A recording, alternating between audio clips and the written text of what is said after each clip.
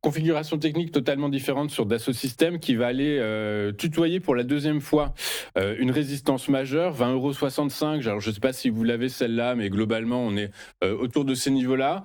Résistance, on n'a pas l'impression que pour l'instant, il y ait suffisamment de carburant pour qu'elle aille chercher la seconde encore plus costaud, un peu plus haut, 4 € plus haut. Résultat, qu'est-ce qu'on fait? On anticipe une poursuite de la latéralisation ou au contraire, on se montre plutôt optimiste?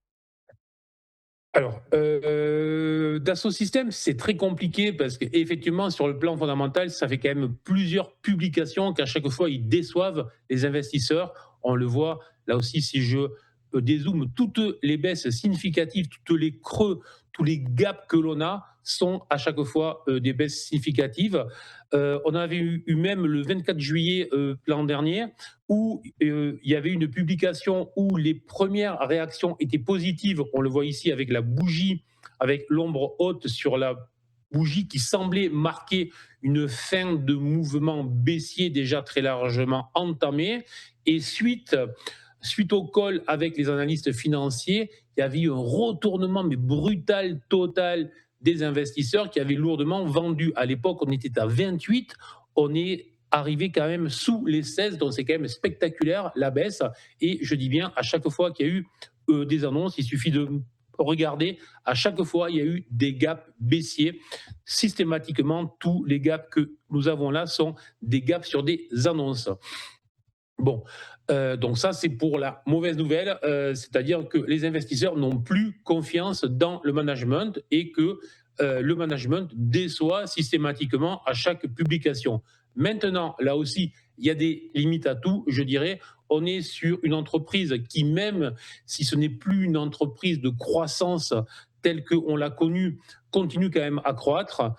Et on est sur une entreprise qui surtout a des PE qui ont été du coup divisés par plus de deux quand même. Donc ça commence, et comme toutes les entreprises, à un moment, on touche son prix, je dirais. Donc sur ce plan-là, c'est pas mal. Par contre, effectivement, sur le plan technique, comme vous le disiez, il reste pas mal de résistance à franchir. Il y a cette zone des 20,50, 20,60. Derrière, il y aura le gap sur les 22,13 à combler. Et puis le gros gap à venir chercher sur les 29. Donc on est loin de retourner tout ça, bien évidemment. Alors, la bonne nouvelle pour moi serait effectivement parfois, et on le sait, dès lors qu'un secteur revient à la mode, ben, justement, les investisseurs achètent à peu près toutes les valeurs de ce secteur. Et pour moi, typiquement, là aussi, après plusieurs trimestres et de longues années maintenant où les investisseurs ont délaissé l'action, il va peut-être être temps de s'intéresser à ce titre. Alors, est-ce qu'il faut le faire immédiatement? Je ne sais pas. Moi, je pense effectivement qu'il vaudrait mieux attendre la cassure des 20,50, 20,60 et le pullback derrière qui pourrait se faire. Donc, idéalement, c'est je casse les 20,50, je vais refermer le gap ici et ensuite je viens retaper cette ancienne résistance et je crée un support dessus.